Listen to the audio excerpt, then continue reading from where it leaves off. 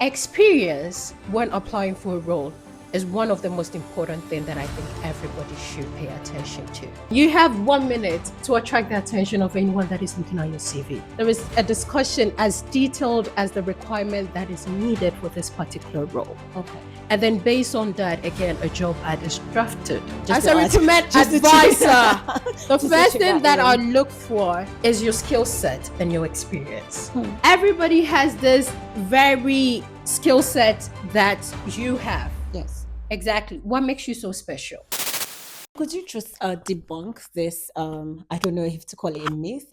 Mhm. Many people say that education do not matter here in Europe. You do not need to have been to the university. You do not need to have your master's or something. I've had quite a lot of people who have come in to say, it doesn't matter if I get a master's or not, So could you debunk that? Because and right here you've said the experience and the skills are like the most important thing for you. So Yes. the education doesn't matter. Should we stop wasting our money? I going to would school? never in this world tell anyone that school is a myth. Okay. Please Okay. go to school Thank you for that. for your own mental health and my mental health. Okay. Thank you Please for go that. to school. But does that really matter though? It does in some instances, Mhm. not always. Okay. Okay. There are people that have different background education than the role that you're working in right now. It's not a common factor, but it's there. Mm-hmm. Okay. And that is because they had the experience From the job. from the job, Yeah. from onset. They've probably had some courses. They've worked in this job. They've had past experience in this job. Mm-hmm. And so that's the reason why I say that skill sets and experience are very important, because we look at that before we look at your education. Education, I would not always say is not important, because there have been some roles that was required. Mm-hmm. That there were a couple of roles that I have worked on that were like, please look for someone who has a background education in this. Okay. So with that, it is important. That means that if you had not gone to school and have achieved a degree or a master's degree, or in some instances, even a PhD in this role, then that means that you cannot get it. Okay. Great, guys. Education. It's always It's important, important. okay? It's I important that know. you note that. Please, I beg Thank you you. very much for clarifying that. 'Cause that was a serious issue. Okay. Anyway, could you tell me, like, how many applications does a recruiter handle for one role? I, for one, am very curious about that, because I kind of feel like when you put out a role, thousands and thousands of people are applying because they feel Exactly. they are qualified for that position. But like, Exactly. how many do you need? Of course, sometimes it's like one, right? Mhm. But so We how just many? need one person. One person. Or in a high volume, we need like as much as 10 people. It depends. Oh, okay. But so how many applications can you handle, or do you handle in this case, for one role? As many as we receive. So occasionally, take for example, you put out a role for some software engineer. Mhm. Depending on the location, we can have as low as 50 50 to as applicants. much as 500 for that role, Wow. depending on the Okay, location. so you would say 500 is like a maximum No. amount that you deal with? No, we've been able to. We've had experiences where we had like 1,500 CVs for a particular so how do role. you sieve through these applications to know who the best candidates would be?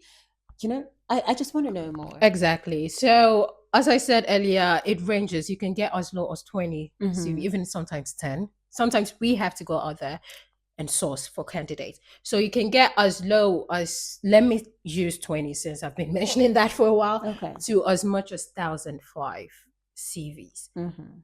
And we are required to go through the CVs. But in this role, we had to find a way to sieve it. So it depending on the role, the language, the location, the salary range matters at some Okay. point. And of course, then we have to go, after sieving that, then we have to go into each and every CV and look at what we're looking for. Okay, because you sure do not call all of the candidates that you get your applications. No, absolutely not. Okay. So when you apply, your CVs are first screened. Okay, so as we were talking about how it gets into the system and not our inbox, so it gets into the Thanks for system. clarifying that. It gets into the system, and then we screen your CV. We've talked so much about screening, so we screen your CV, and then the candidates that we believe face the requirements best are being picked, and there is a discussion with a hiring manager based on the candidates that were being selected. And after that, there is a more sieve. It can be sieved again, or we will say, okay, these are the candidates. And then the call happens. Okay. So we do not talk to all 1,005 or all 20 or all 500 candidates that apply. Please, no. I don't think that any recruiter or any hiring team in the world has the capacity to talk to 1,005 people at the same time. Yeah. Or within even a short period of time. If not, then you'll be hearing from us 2 years after your application. No, we cannot do that. Okay. So yeah. Thanks for clarifying that. So at what point, those hiring managers get into the system, and do the priorities differ for both recruiters and hiring managers? Do you guys look out for different things or same thing? We look for the same thing, but the details changes. Okay, so it gets deeper as the stages progress. So as a recruitment advisor or as a recruitment coordinator, when you apply, my job is to screen the CVs. Recruiter's job is to call you. So you're screening the CV, you're picking the best ones, a discussion. As I said, a lot goes on behind the scene than you see. So a discussion is done to pick up, again, the best set of candidates. Sometimes it can be like 5 candidates, or it can be as much as 15 candidates. And then the call happens. And then recruiters look for what they think is great. It could be your experience, it could be your skill, it could be your motivation. Please show your motivation for the role that you applied. I cannot stress this enough. Let people know that you want this job. That's the reason why you're applying for it. Okay? You cannot apply for a job, make it to the first round, and be nonchalant about it. Honestly, some people actually ignore the part where, when you're filling out an application, there's usually the part where, what's your motivation for applying to this job? Are those important at that time? Because I would assume maybe during the interview process, You're then being can asked. ask me. Yes. Yeah, but like when they are doing the application, Yes. do they have to fill that as well? Again, it depends. Okay. I would advise you to fill it. If it's being asked, I would advise you to fill it. But can I assure you that every recruitment team goes through that every single time? No. Okay. But to be on the safe side, fill it. Okay. Great. Because some ask for it, some team asks for it, some team do not. When I mean team, I mean the hiring team asks for it, some team do not. So I would advise you to just put it in to be on the safe side. But I would think if I was job searching, I would want to do everything I can to get the job. Exactly. I would feel it. Yeah, I know this. Yeah, I know that sometimes the system is quite annoying and it's quite stressful, and it takes the best out of you because you don't understand why you will put your CV and then they'll still take you through the process of asking every single question. Yeah. I know this because I've been on that side before. You get it? But again, as you said, if I really want to be part of this job, then I would do everything in my power to make sure that I get this job. To make sure that I'm selected as the best candidate. So what is stopping you? True. That's true, really. Okay, so could you tell me, like, why, and this is a very serious question. We all want to know. I want to know too. Why does it take so long sometimes to be hired? What causes the delay that we don't see? As candidates, we're just applying. And sometimes it takes as long as, I have had an interview process take as long as 3 months. That is possible. So what causes these delays? So many factors. Okay. It could first be the volume of the candidates that we apply, that applied. Because if we get really great candidates making it to the next stage, then that means that they all have to be given the same treatment that you received. Okay. It could also be based on the decision-making process. Okay. It could also be based on the timeline of the hiring team. And that, I mean, the hiring manager and every other panel that is involved. Vacations happen. Other circumstances beyond our control can happen. Anything can happen while the hiring process is ongoing. Yeah. So many factors can happen. But one thing that I always do, or one thing that we do from our point of view to make sure that we stay in communication with the candidate. A lot of candidates imagine that once they click apply, someone is immediately looking at their CV. So could you tell me, like, take us through what happens after the screening process? Okay. So after the screening process, as I said, best candidates. Let me not use best candidates. Candidates that fit well Correct. for the role. Correct. Because yes, you are best in your own way. So candidates that fit the requirements most are moved to the next round. And that is when the first round interview with the recruiter happens.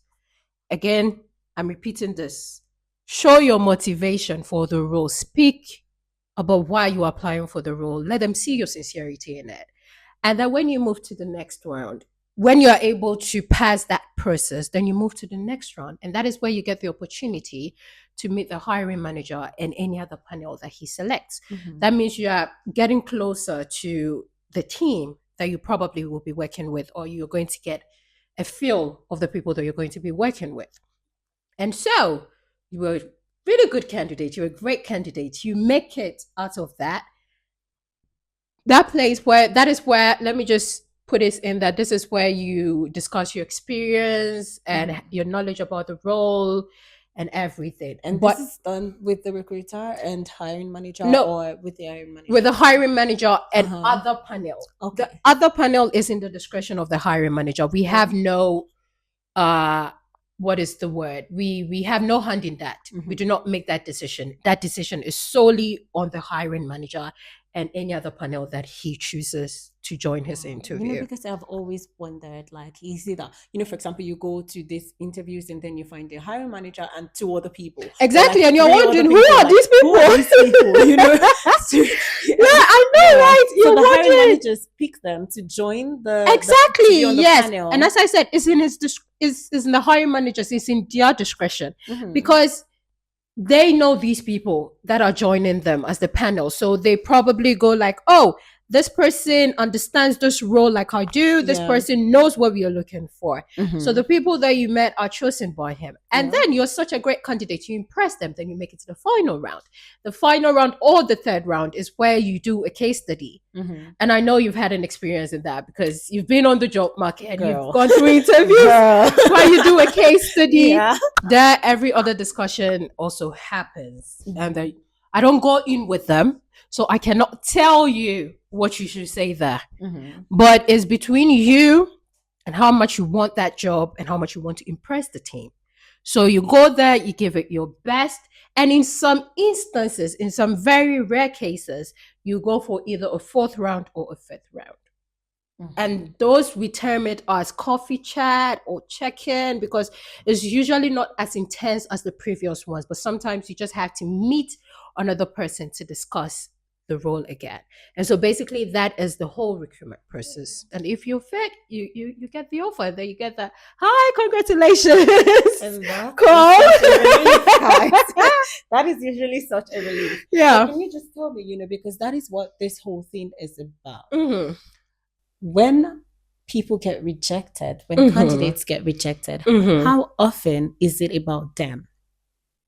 And how often is it about the system not about them? Yes. It's a 50-50. It could be about you. It could be, deep within you. Let me put my glass down. Deep within you that this job that you're applying for, you do not have the skill set for it. Yeah. I love people that work with faith.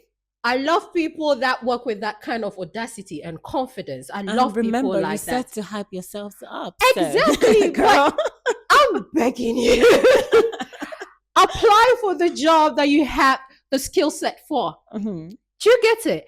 Like sometimes you want to dare yourself. Sometimes you want to go like, I know deep within me that even if I'm given this job, I cannot do it, but I'm working with faith. I'm going to get the job. No. So in that instance, it's solely dependent on the candidate because you know that you do not have the skill set or you went to the interview. Sometimes you go for an interview and you come back and then you tell yourself, okay, I know I'm not getting this job because I didn't do well, because you didn't prove yourself, because it didn't go well for you. Yeah. You got into the interview and you probably realized that this job was not for you. That is dependent on the candidate. But then you went for the interview. You went through all the stages. You probably make it. Any candidate that is able to make it to an interview phase is a good candidate. Please have it at the back of your mind. Guys, did you hear that? Once you're able to make it to the interview stage, you are a good candidate. Good candidate. A great candidate, even. Great candidate. Use it. I'm begging you. Do not have it at the do not have it at the back. Do not devalue yourself. Because we mentioned earlier that we screen from as low as 20 to as much as 1,005. So imagine you apply for a role that had 500 applicants and you were part of the 5 that made it to the interview stage. Yeah. That says something. Yes. You are good. And maybe you were even part of the 2 that made it to the final round. Yes. But for some instances, you did not get it. Then so many things go into it. You know, because oftentimes we see great candidates get rejected and they have made it through to the interview stage. And it's possible that they are, you know, competing with about 10 other people who have exactly same skill set, everything. And they're just as great too. I'm telling you. So what then helps whoever makes the cut? What helps them? What differentiates them? And how often is it about them? Exactly. Because, you know, sometimes this could affect people's confidence. They go back home thinking, wasn't I good enough? I tried my best. I did everything I was supposed to do. So why didn't I get it? So what do recruiters and hiring managers do? Okay. Because I think it's their fault. Oh, wow. Girl. Oh, wow. Not the shade. Let me stop this. And this is not from a recruitment point of view. This is from a big sister point of view. Whoa. Never let a rejection make you feel that you're not worth it. Thank you. Do not let that demean you or bring your confidence so down that you think that you're not good enough. Sometimes the difference between you and the person that got the job is as little as a dot. Wow. So many factors. When you get to the final round, you realize that it's not just your technical skills that are discussed. You realize that so many things are being asked. And sometimes you're just even looking forward to find out if you're just a culture fit for the team. Culture fit. For the team. That means that first, would you be comfortable enough to work in that team? Secondly, would the team be comfortable enough to work with you? Okay? Or let me give a perfect example. You applied for a leadership role. Maybe you wanted to be a technical lead in a software engineering team. Okay? You are a leader. That means that people are going to reach out to you. That means that you're going to have check-ins, you're going to have one-to-ones. That means that people report to you. You'll be put in a situation where you have to talk to stakeholders. You have to defend your team. You have to challenge stakeholders. You probably have to sell a project to them. So in these instances, in as much as you have all the technical skills that was listed or you think you have, we're also looking for someone with these requirements. We are looking for the confidence. We are looking for an extroverted person. We are looking for someone that can, during the interview, was able to prove that if I'm given this position, I'll be able to show my leadership skills. I have these leadership skills. I can talk in front of people. Okay. And also have it at the back of your mind that there were probably 10 people, as you said earlier, or even 2 people, okay, that had almost the same thing as you did, okay? But maybe that person were more extroverted during the final round interview, during the interview. So it was assumed or it was believed that this person, exactly, maybe you were too reserved. Okay. And with that, I want to mention that you have either 3 or 4 interviews to prove yourself. Okay. I've had some people say that, but you cannot tell my personality within 3 interviews. I'm so sorry, but in these instances, we can. Not because we know, but that's because of what you feed us. That's because of what you fed the team. So whatever they believe that you are is what you made them believe. That is what you fed. Okay. So the difference is very little, and you have to take it from this point of view. Do not take it as, oh, what is wrong with me and I'm not good enough. Yeah. But you have to take it from a different point of view. What could I have done better? What is it that I missed? What is it that this person had? And with that, I would advise you to always ask for feedback. Great. Great. Feedback is really important because, sometimes that's what some candidates often do not get from Exactly. recruiters. They often get, things like, oh, sorry, we are moving forward with other candidates. But why? Tell me so that I can know what to do better. But did you ask? We could ask. Yes. We are required to give you feedback. Oh. It is so you a mean requirement. it's okay for me to send an email back asking why did I get rejected? Yes. And that's not going to be seen as me being too forward or no, there is nothing like being too forward during a recruitment process. This is new even for me because oftentimes, like in the past though, guys, because I do have a job. Oftentimes when I get this rejection, I just take it as it is. Because of course I do know I'm great. Yes. And maybe I do not need to know why. Because in my head, I feel like, oh, well, it happens. Not even it's a little life. bit. So you're saying that I should ask. Yes, and this is what I was talking about, the humility thing. The humility thing. It's like, do not be too humble when it comes to recruitment process. Please no, ask. Because you think you're great. You made it to the final round. Yeah. Yet you did not get the job. What happened? Why did that person get the job and not me? In every rejection, there are lessons. Yes, I always tell myself this. And whatever the outcome, I know that I'm going home with lessons. So why are you not asking for the feedback to take that lesson home? And usually when you ask for feedback, it helps you re-strategize whatever plan that you have, even your CV, even the way you attend interviews. Do you get it? And as I said, let me put it out there. The recruitment process team is some of the most honest people that I have ever met. They have nothing to lose. They're going to tell you as it is. If you ask for it, their yes is a yes and their no is a no. They are going to tell you because you've already been rejected. What is the worst that can happen? Yeah, true. So we are required, when you ask for feedback, we are required to give that to you. Great. So ask for it and re-strategize. Thank you very much. You talked about culture fit. Yeah. Previously. And this are just, some questions I get from people. And sometimes they say, I did really well in this interview. And someone told me I seem like I might not be a good fit for the company. And how could they tell that? Just by sitting with me for 30 minutes. Exactly. So are there cases where candidates are really good, but they're not just the right fit?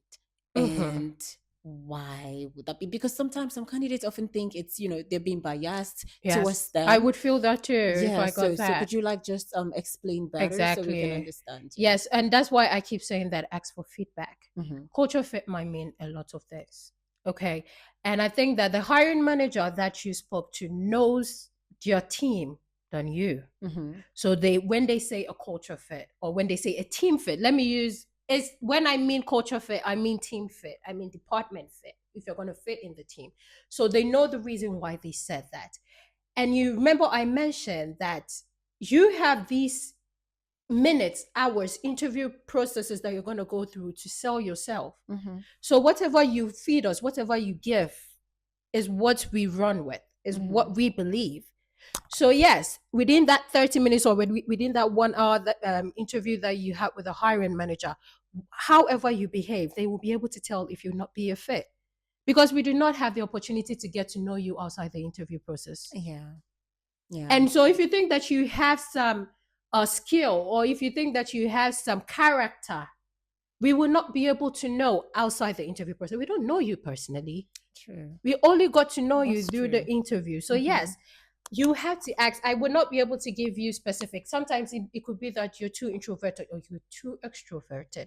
Your communication, it can go both ways. I'm not just going to be hard on the introverts and then praise the extrovert. It could be both ways. It could be the way you communicate. It was probably how reserved you were at the interview. It was probably how loud you were at the interview. So I would just say ask for that specific feedback. Always do not assume that you're perfect in your eyes, or do not assume that you're not good enough. Assumptions are not good in general. Thank you very much for that. And just so, because we will be rounding up now and we're Okay. really running out of time. And this is my last question for you. Okay. If you could leave candidates with just one mindset shift, that would help change how they apply for jobs or receive feedbacks, what would it be? Kill the overconfidence, but do not be too humble. Kill the mindset of what is wrong with me and go with the mindset of what could I have done better. Always ask for feedback and then use that feedback to re-strategize. There is always something to learn. You've heard it, guys. That is, or there is rather, our words from the expert.